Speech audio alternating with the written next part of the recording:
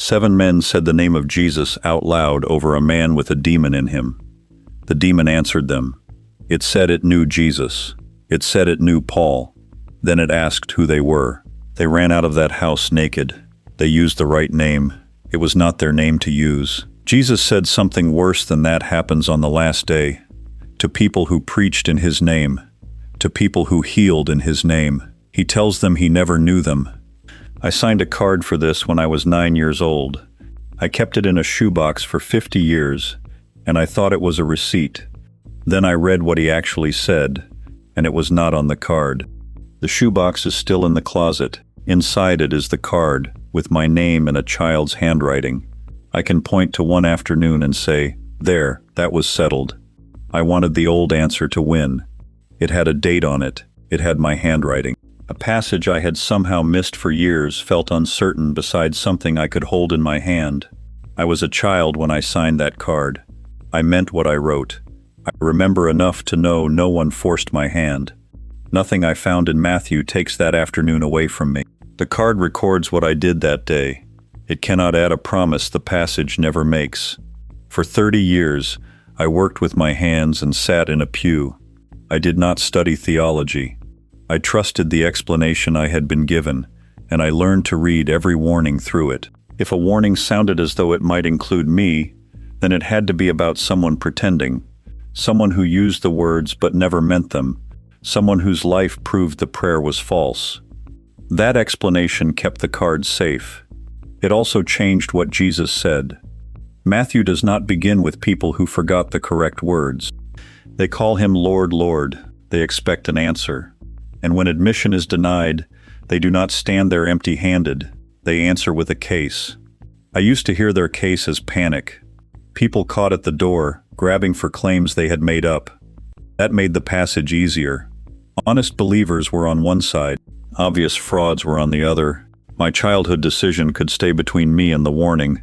Then I slowed down and read what Jesus actually answers. That cost me the explanation I had carried since childhood. I could still keep the card as a record. I could not use it to make the people in the passage dishonest before Jesus answered them. And you may have a record like mine, a date in a Bible, a raised hand you remember, a prayer your parents heard. When this warning gets close, you may reach for that moment before you finish the sentence. The line ends this way: "Not everyone who says to me, 'Lord, Lord,'" Matthew 7:21. The question is who enters. The people left outside answer by naming what they did in his name. Before deciding their claims were false, we have to let their case be heard as a case. Start with the first claim. They prophesied in his name. That means they spoke words and attached his authority to them. Then the second, they cast out demons in his name. Something that had held another person let go. Then the third, "Didn't we prophesy in your name? In your name cast out demons? And in your name do many mighty works?" The appeal ends with the broadest claim of all. "In your name do many mighty works." Matthew 7:22. These are not private feelings. They are results. A prophecy can be remembered and checked. A person who was bound can stand there free. A mighty work leaves witnesses, a changed body, a changed circumstance, something people can point to and say, "That happened." That is why their case sounds so strong. They do not bring one uncertain memory from childhood. They bring a record. They used the right name. Other people saw what followed. They can name more than one work. They say they did many. When Skeva's 7 sons used the correct name, the demons still asked who they were. He does not call the prophecies false. He does not say the demons stayed. He does not reduce the mighty works to tricks, mistakes, or stories that grew in the telling. The passage itself does not expose fraud. Their evidence is answered, but it is not contradicted. That reaches into ordinary church life. A sermon helped someone. A prayer came before a recovery. A ministry grew. A frightened person found peace. You may know exactly what happened, and you may be right about the result. The warning is against making that result answer a question Jesus does not ask it to answer. So when something works, keep the report honest. Say what happened. Do not quietly add what the event must prove about the person through whom it happened. Jesus keeps those claims apart, even when the people speaking to him do not. Their argument is built like a ledger: prophecy, demons, mighty works, his name beside every entry. If visible success were the test, their case would be over. They have brought visible success. Then Jesus answers. He does not answer, "No, you didn't." He answers a different question. "I never knew you." Those words remain unexplained for now, but they can no longer mean you did too little. Prophecy may still feel different. A miracle can be misunderstood. A demon leaving can be credited to the wrong person. But a true word about the future seems harder to dismiss. If the word came from God, surely the speaker must have had God's approval. John gives us a man who breaks that test. The council had a problem. Jesus was drawing a crowd, and the leaders feared what Rome might do if that crowd kept growing. They were not asking whether Jesus spoke the truth. They were asking how to keep their place and their nation. Caiaphas was the high priest. He listened to the argument, then gave them a calculation. It is advantageous for us that one man should die for the people. One man dies. Everyone else keeps what they have. Caiaphas meant that Jesus should be killed before Rome used him as a reason to crush the nation. It was policy. Remove the man. Contain the danger. But John will not leave the sentence in Caiaphas's mouth. John 11:51 says, "He didn't say this of himself, but being high priest that year, he prophesied." Being high priest that year, he prophesied. John 11:51. John says, Caiaphas spoke about Jesus dying for the nation, and beyond the nation, for God's scattered children. Caiaphas said more than he understood. The prophecy was not exposed as a trick. John did not correct it or take it back. He named it. Then the council began planning how to put Jesus to death. The word was true. The man used it to help arrange a death. Caiaphas can still be dismissed as a corrupt official who was never close. Saul cannot be put that far away. Saul did not seize the crown and add God's name afterward. 1 Samuel says God chose him. Samuel anointed him. Samuel gave him signs, and every one of them happened. Then Saul met a band of prophets coming down from the high place with instruments before them.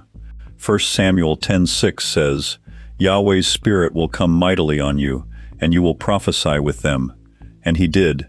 The Spirit came mightily on Saul. He prophesied among the prophets. God gave him another heart. People who had known him before saw what happened and asked how the son of Kish had become one of them. This was public. It was memorable. Saul could point to the prophet who anointed him, the signs that came true, the moment the Spirit came upon him, and the victories that followed. Israel could point to them too. Saul then disobeyed commands that Samuel had given him. Saul was anointed. The Spirit came upon him. Samuel later told him that Yahweh had rejected him as king. Then comes the sentence that changes the whole sound of his story. Now Yahweh's Spirit departed from Saul. 1 Samuel 16:14. The crown did not disappear with the Spirit. Saul still sat on the throne. People still addressed him as king. He still commanded men. The old stories remained true. None of them became imaginary because something had changed. Years passed. The Philistines gathered for war. Saul saw their army and was terrified. Samuel was dead. The man who had once received signs, prophecy, guidance, and victory asked Yahweh what to do. 1 Samuel says Yahweh did not answer him. Not by one means, not by another, not through the ways Saul knew to seek an answer, by dreams, by Urim, or by prophets. 1 Samuel 28:6. Dreams brought nothing. The Urim, the priestly means of asking, brought nothing. No prophet arrived with a word. Saul still wore the crown. No one removed Saul's title that night. No one erased his history. The line went quiet, and he kept the crown. Saul stood with the title and the history intact, asking into silence. After kings and priests, this story can feel smaller. 10 young women wait for a wedding procession. They have lamps. They have been invited. They know where to stand, what they are waiting for, and whose arrival will start the celebration. The bridegroom takes longer than they expected. All 10 grow drowsy. All 10 fall asleep. Jesus does not divide them into the ones who stayed awake and the ones who failed. When the shout comes at midnight, all 10 wake up. All 10 trim their lamps. The difference was there before anyone slept. Those who were foolish, when they took their lamps, took no oil with them. Matthew 25:3. That sounds like a small omission, while the road is quiet. A lamp can look ready when nobody needs its light. You can hold it in the proper place. You can wait beside everyone else. For a while the empty lamp and the prepared lamp look the same. Then midnight comes. The bridegroom is here. The women rise. The wicks are burning down. 5 discover that the weight has used what little oil their lamps held. They ask the others to share. The others refuse, because there may not be enough for all 10. So the 5 leave to buy oil while the procession moves toward the house. While they are gone, the bridegroom arrives. The women who are ready enter the wedding feast with him. The door shuts. The other 5 come back to the place where they had expected to be welcomed. They know the title to use. They know who is inside. They call, "Lord, Lord, open to us." Those are the same repeated words Jesus used in Matthew 7. This time they are spoken through a closed door. The answer is short. I don't know you. Matthew 25:12. Luke records another warning at a closed door. The people outside appeal to shared history. We ate and drank in your presence, and you taught in our streets. They do not think they are strangers. They remember being near him. Still, the door does not move. All 10 were invited. All 10 expected the door to open, and now the warning seems to hang on oil carried in advance. Bring it, and you enter. Fail to bring it, and you stand outside. That sounds like a work. It sounds like admission was earned by the women who came better prepared. The objection is simple. Nobody is saved by works. If the women with oil entered because they prepared better, then grace has quietly become wages. The careful get through. The careless stay outside. And salvation rests on what you remembered to bring. Paul says in Ephesians 2:8-9, "By grace you have been saved through faith, and that not of yourselves. It is the gift of God, not of works, that no one would boast." Not partly a gift, with the balance due when the bridegroom arrives. Not a gift awarded to the people who kept their lamps in better condition. It is the gift of God, not of works, that no one would boast. Ephesians 2:8-9. Jesus gives another reason you cannot turn this into a contest between the prepared and the unprepared. In John 10:28 he says, "They will never perish, and no one will snatch them out of my hand." No one will snatch them out of my hand. John 10:28. Those words deserve their full weight. You do not protect grace by making people earn it after receiving it. You do not protect security by telling them to outperform the person beside them. And you do not answer fear by handing someone a longer list and calling it assurance. But Paul does not erase the warning Jesus gave. John 10 does not make the closed door disappear. One passage cannot be used as a cloth laid over another, because we already know what we want the answer to be. The warning still stands. Grace still stands. If our explanation makes either one untrue, our explanation has failed. So do not turn the oil into good behavior, church attendance, years of service, correct doctrine, steady prayer, or enough effort at the right moment. Each answer makes admission something the women bought by preparing well. If the door cannot be earned, the oil cannot be a payment. That grants the objection in full. Whatever the oil means, it cannot mean that 5 women worked hard enough to purchase a place inside. But removing that answer does not tell us what the oil means. It only leaves Jesus' warning exactly where it was. There is still one receipt left. You may know that gifts can work through the wrong person. You may accept that an office, an anointing, or an invitation cannot settle the question. But Judas was no distant official. Jesus chose him by name, kept him near, and sent him out with the 12. Matthew says Jesus called his 12 disciples together and gave them authority over unclean spirits, to cast them out, and to heal every disease.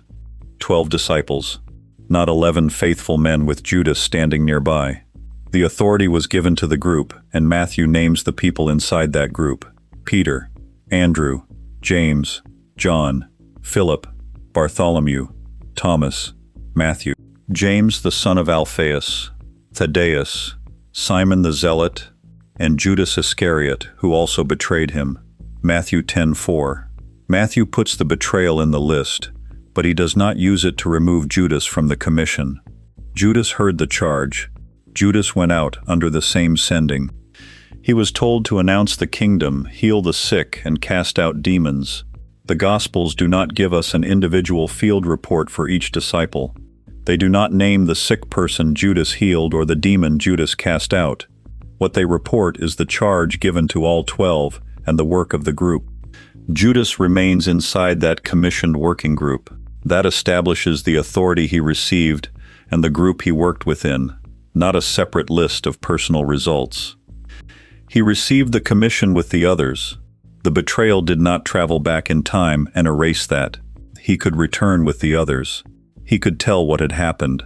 He could be recognized as one of the 12. He could carry the money box. He could sit at the meal. From outside, those are strong receipts.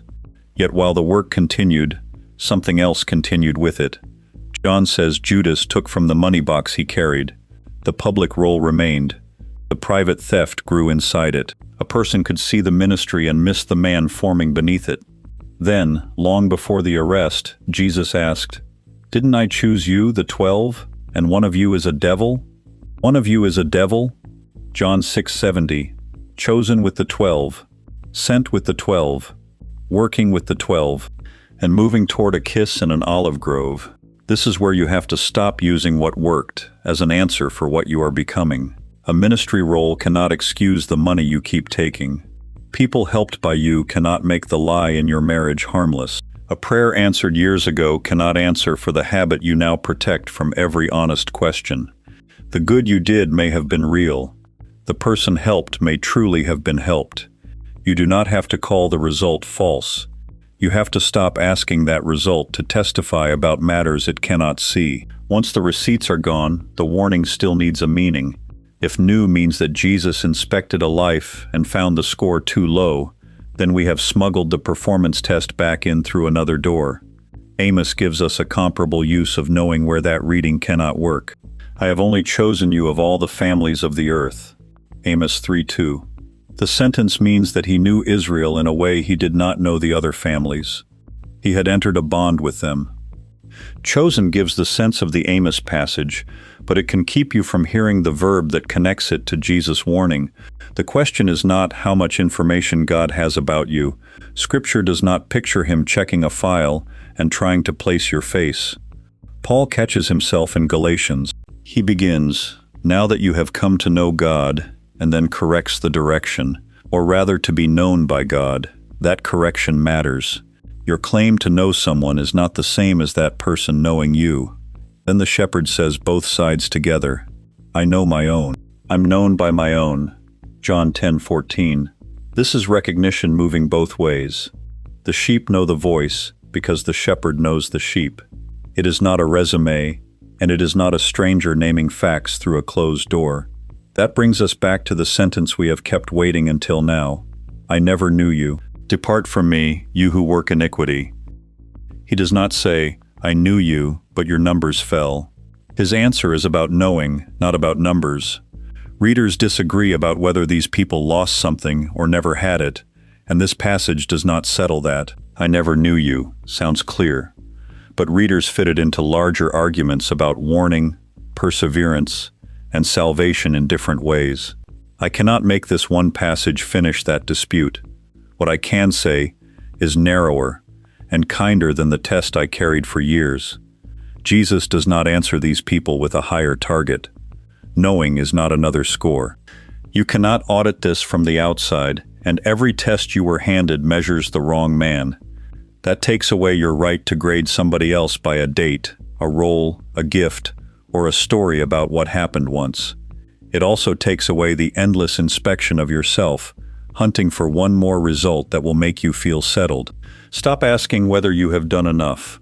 Look at the last 3 times you prayed and ask when you last said anything that was not a request. Do not turn that into 3 more boxes to tick.